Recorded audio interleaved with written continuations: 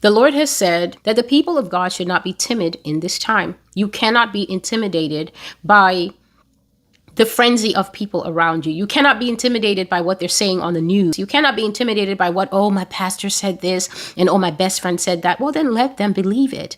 The amazing thing about having a brain is that it's safely locked up in your own head. It's safely protected in your own head.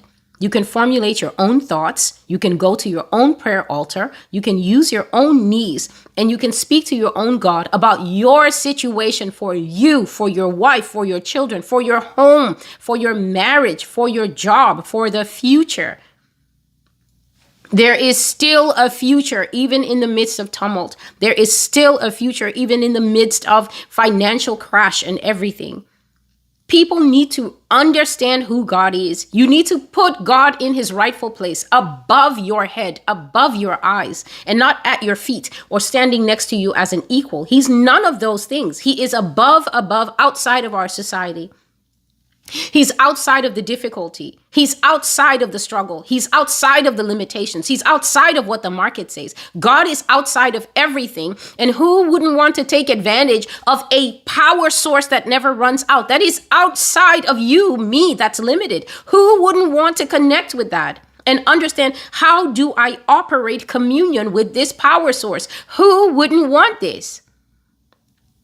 Some people take the word of CNN and Fox News as the Bible. It's ridiculous. Saved people do this. Unsaved people do this. They go by every word that comes out of the mouth of Tucker Carlson. But if a servant of God tells them something, then they're like the guy in 2 Kings. Can food really be sold in the midst of this famine? And that's why the prophet told him, the food will be sold exactly as I have said, but you won't taste a bit of it. And he was trampled to death when the food was being sold. The people were running for the food and he trampled him to death. Look at God's sense of irony. You have to learn how to start operating out of, what do you think I should do? Why are you asking somebody else what you should do? Don't you have the same Holy Spirit? Don't you have the same 24 hours in a day? Don't you have the same needs? We are all given, the Bible does say, to each he has given a measure of faith.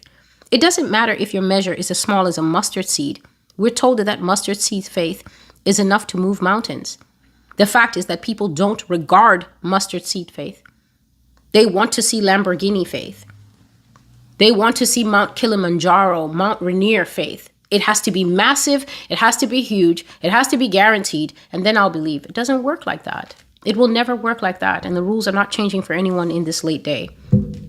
God has set the open door. So that means that you walk up to the open door and you say, knock, knock, Lord, I'm coming through. The door is open. I confess that the door is open. And you have said that no one can shut it. That means that when I apply and that horrible Mindy girl that hates me starts trying to shoot down my application, you're going to raise up an ally in Mrs. Withers. And she's going to speak for me in the management meeting, even when I'm not present. I believe that you will raise up a witness to defend me, and my application will be successful. Because your word says in Revelation 3:8 that the door is open. You've been watching my works, and now you have decided to open a door for me. The door is open, and no one can shut it. And I'm standing on that.